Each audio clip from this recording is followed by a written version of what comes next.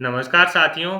Daily Rajasthan current affair के session में आपका स्वागत है। आज का सेशन रहेगा 10 जून 2024 राजस्थान करंट अफेयर्स का। इस सेशन के अंदर जितने महत्वपूर्ण प्रश्न होंगे वो मैं आपके साथ शेयर करूंगा। साथ ही उन प्रश्नों से जुड़े जो महत्वपूर्ण तथ्य आपसे पूछे जा सकते हैं उन पर भी जानकारी साझा करूंगा। हाल ही के अंदर साथियों राजस्थान के अंदर जो प्री बीएड का एग्जाम हुआ था, यानी बीएड के लिए जो साथियों एग्जाम हुआ था, उसके अंदर जितने ही करंट अफेयर्स के क्वेश्चन पूछे गए थे वो अपनी इस 10 मिनट वाली क्लास से पूछे गए थे। और इंडिया करंट अफेयर्स के भी क्वेश्चन साथियों जो अपनी सुबह क्लास आती है 10 मिनट, वो 15 मिनट की होती है, उससे पूछे गए थे।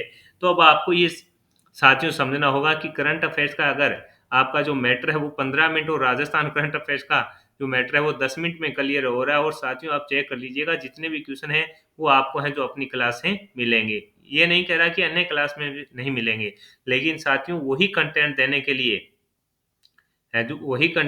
के लिए साथियों इसके ऊपर है जो कम से कम 1 घंटा या 1.5 घंटा की क्लासें ली जा रही है। लेकिन उन क्लासों का कोई मतलब नहीं है, स्मार्ट स्टडी अपने को करनी है और अपने को सिलेक्शन लेना है। तो शुरुआत करेंगे साथियों आज के सेशन की।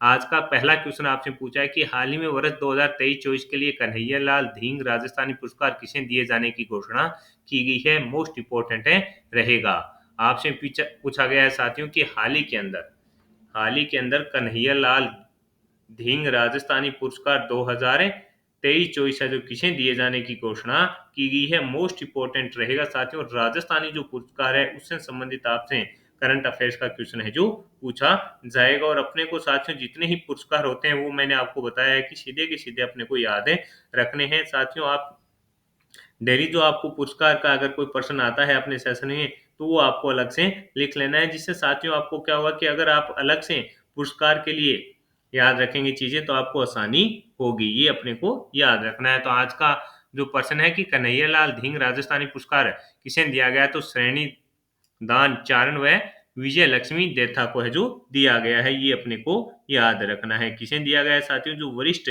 साहित्यकार दंपति हैं श्रेणीदान चरण व लक्ष्मी देता, उनको यह पुरस्कार दिया गया है। इसके अंदर साथियों 2023-24 का जो कन्हैयालाल धींग राजस्थानी पुरस्कार श्रेणीदान चारण व उनकी पत्नी विजय लक्ष्मी देता को संयुक्त रूप से दिए जाने की घोषणा की गई है। और वहीं साथियों अगर आपसे पूछे 2022-23 का किसे दिया जाएगा, तो तरुण कुमार दादीज को दिया जाएगा। ये साथियों किसके द्वारा दिया जाता है, यानी किस फाउंडेशन के द्वारा दिया जाता है, तो साथियों ये जो पुरस्कार है ये साथियों दिया जाता है युगधारा साहित्यिक सांस्कृतिक एवं विचार मंच की ओर से ये साथियों पुरस्कार दिया जाता है। तो 2022-23 का साथियों अगर आपसे पूछे किसे दिया जाएगा, तो ये तरुण कुमार धारीची को दिया जाएगा। और 23-24 का साथियों संयुक्त रूप से श्रेणीदान चारण व विजय लक्ष्मी देथा को है जो दिया जाएगा। तो ये अपने को याद रखना है। मोस्ट इंपोर्टेंट साथियों आज के दिन का क्वेश्चन रहेगा और आपसे सीधा का सीधा पूछा जाएगा।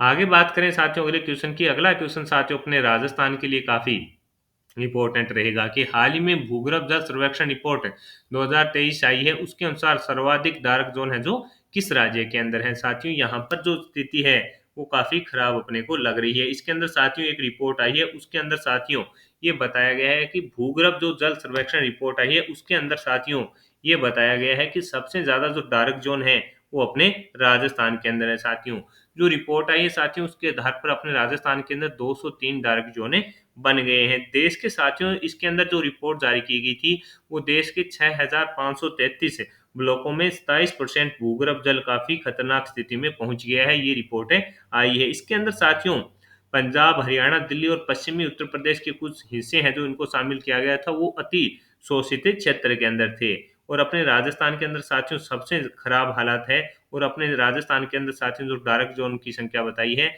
वो 203 बताई है। तो ये अपने को थोड़ा दिमाग में रखना है, क्वेश्चन इंपॉर्टेंट है, पूछा जा सकता है।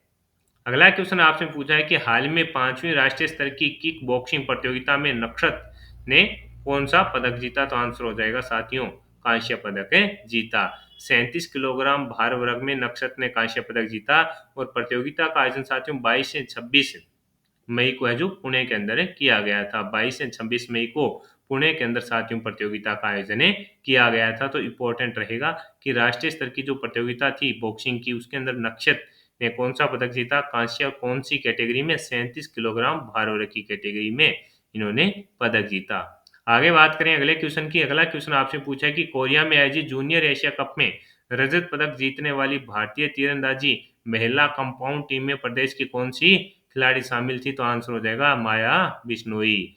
आपसे पूछा है कि साथियों कोरिया में आयोजित जूनियर एशिया कप में रजत पदक जीतने वाली भारतीय तीरंदाजी महिला कंपाउंड टीम में प्रदेश की कौन सी खिलाड़ी शामिल थी? तो माया बिश्नोई शामिल थी और इनका संबंध जो इम्पोर्टेंट है वो रहेगा आपके बीकानेर जिले से। वो क्या रहेगा?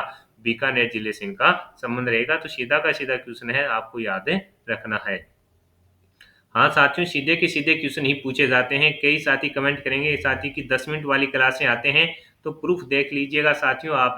इसी से क्वेश्चन है जो पूछे गए हैं, सीधे के सीधे क्वेश्चन पूछे जा रहे हैं। हाल ही में किस पर्वतारोही ने ग्रीनलैंड के डाइटू स्टेशन पर तिरंगा फैला फहराकर है जो इतिहास रच दिया? हाल ही में किस पर्वतारोही ने ग्रीनलैंड के डाइटू स्टेशन पर तिरंगा फहराकर है जो इतिहास रच दिया? तो आंसर हो जाएगा साथियों नीरज चौधरी के द्वारा है जो साथियों तिरंगा फहराकर का जो इतिहास रच दिया गया। और ये जयपुर के रहने वाले हैं। एक ग्रीनलैंड के साथियों छोटी है डाइटू स्टेशन है, वहां पर तिरंगा फहराकर किसने इतिहास रचा? तो आंसर हो जाएगा नीरज चौधरी के द्वारा इतिहास रच दिया गया। और नीरज चौधरी का आपसे पूछे हुए संबंध तो ये जयपुर के रहने वाले हैं। आगे बात करें साथियों अगले क्वेश्चन की। अगला क्वेश्चन आपसे पूछा है कि हाल ही में राष्ट्रपति अवार्ड स्काउट प्रमाण पत्र प्रशिक्षण शिविर का आयोजन कहाँ पर किया गया? तो साथियों ये सीधा का सीधा याद रखिएगा, माउंट आबू सिरोही के अंदर है जो राष्ट्रपति अवार्ड स्काउट प्रमाण पत्र प्रशिक्षण शिविर का आयोजन किया गया है, ये अपने राजस्थान के अंदर। तो साथियों ये थे आपके करंट अफेयर्स के क्वेश्चन। अब अपने साथियों जो 9 जून का करंट अफेयर्स था उसको रिवीजन कर लेते हैं।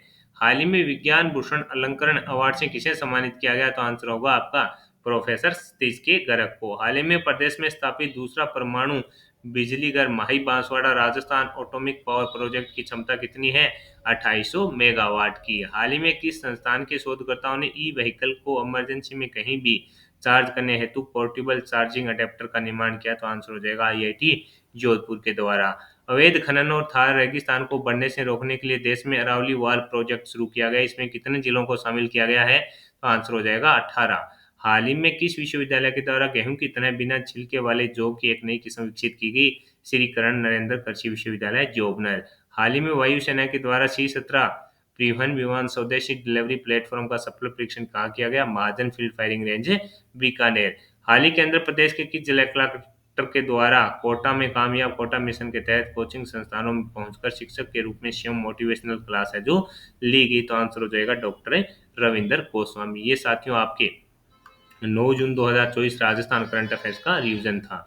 इस सेशन के अंदर साथियों जितने ही महत्वपूर्ण प्रश्न बने थे वो मैंने आपके साथ शेयर कर दिए हैं। सेशन आपको पसंद आया है तो इसे लाइक व शेयर जरूर कीजिएगा। कम समय में क्वालिटी कंटेंट के लिए साथियों जुड़े रहिएगा इन फ्यूचर नोट से। मेरे द्वारा किया जा रहा यह प्रयास आपको पसंद आ रहा है तो इस सेशन को लाइक व शेयर जरूर कीजिएगा।